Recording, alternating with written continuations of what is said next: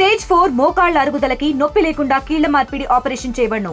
Doctor Ramesh Gajula, endoscopic spine ortho surgeon and pain physician, Panacea spine pain ortho and sleep centre, Uppal, Hyderabad.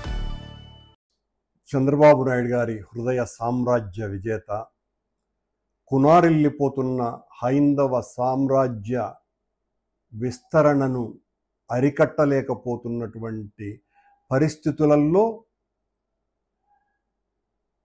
దాని జీర్ణోద్ధరణకు నడుం బిగించినటువంటి కొత్త ప్రవక్త, అవతారమూర్తి అయిన బొల్లినేని రాజగోపాల్ నాయుడు గారు తిరుమల తిరుపతి దేవస్థాన చైర్మన్గా బాధ్యతలు స్వీకరించిన తరువాత ఆయన నిరంతరము తన వింజామర లాంటిది ప్రజల మీద విషవాయువులు చిమ్మేటువంటి వీచిక అయిన తన ఛానల్ ద్వారా వైఎస్ఆర్ కాంగ్రెస్ పార్టీ మీద, మా నాయకుడు జగన్మోహన్ రెడ్డి గారి మీద, మరి పూర్వ అధ్యక్షునిగా నా మీద ఒక వాస్తవాన్ని మాట్లాడుతున్నందుకు, జరుగుతున్నటువంటి తప్పుల్ని ఎత్తి చూపుతున్నందుకు నిరంతరము నా మీద డిబేట్లు పెట్టి నేను ఒక నాస్తికుణ్ణని, నేను క్రైస్తవుణ్ణని,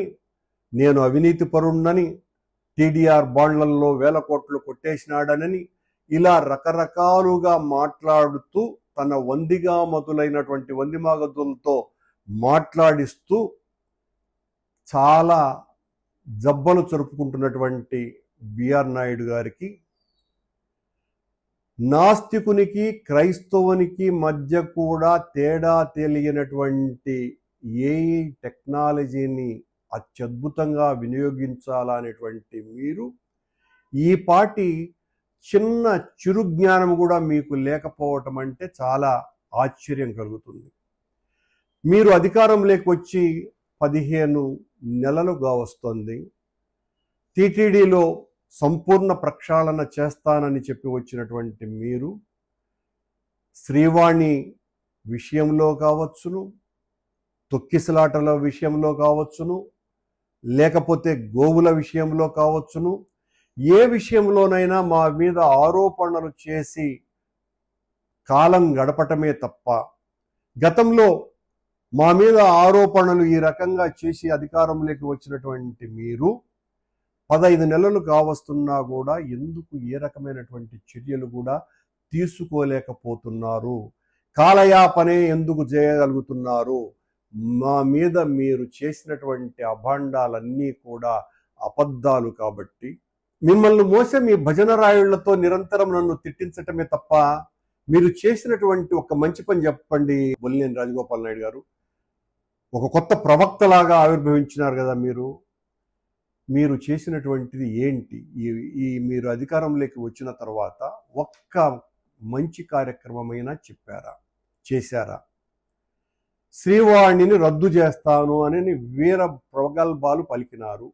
ఇప్పుడు శ్రీవాణి లేకపోతే ఈ రాష్ట్రంలో, దేశంలో గుడులు కట్టేదానికి డబ్బులు కూడా ఇచ్చేటువంటి పరిస్థితి లేనటువంటి స్థితి.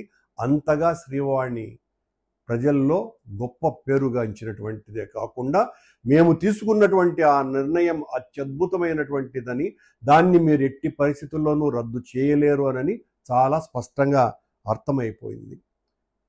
మానవ హక్కుల ఉల్లంఘన క్యూ కాంప్లెక్స్లో పెడితే భక్తుల్ని అని అన్నారు.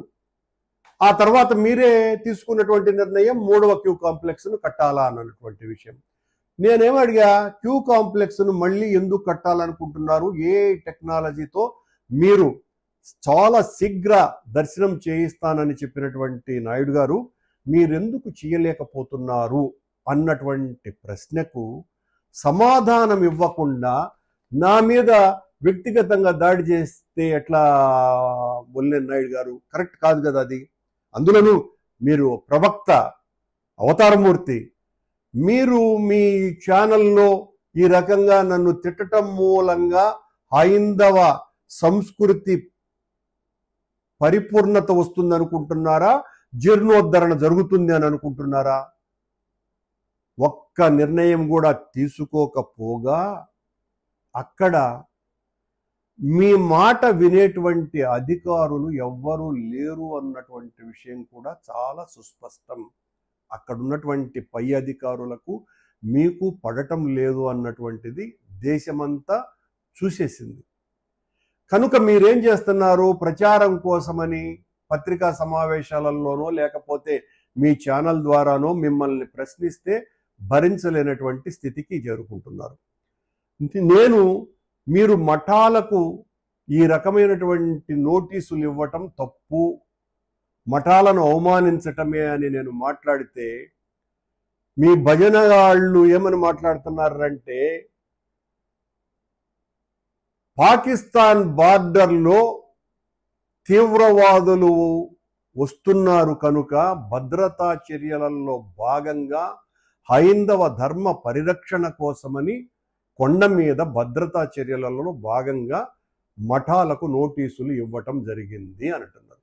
అంటే మఠాధిపతుల్ని ముఠాధిపతులు అనుకుంటున్నారా బిఆర్ నాయుడు గారు, మీ పాలక మండలి?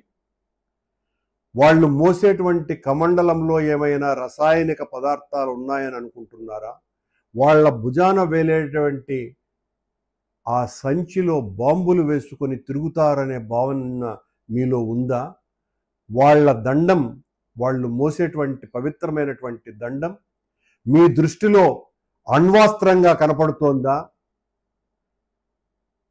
వాళ్ళు భక్తులకందరికీ ఇచ్చేటువంటి చిరు తీర్థం మీకు నిషేధిత వస్తువుగా అనిపిస్తుందా?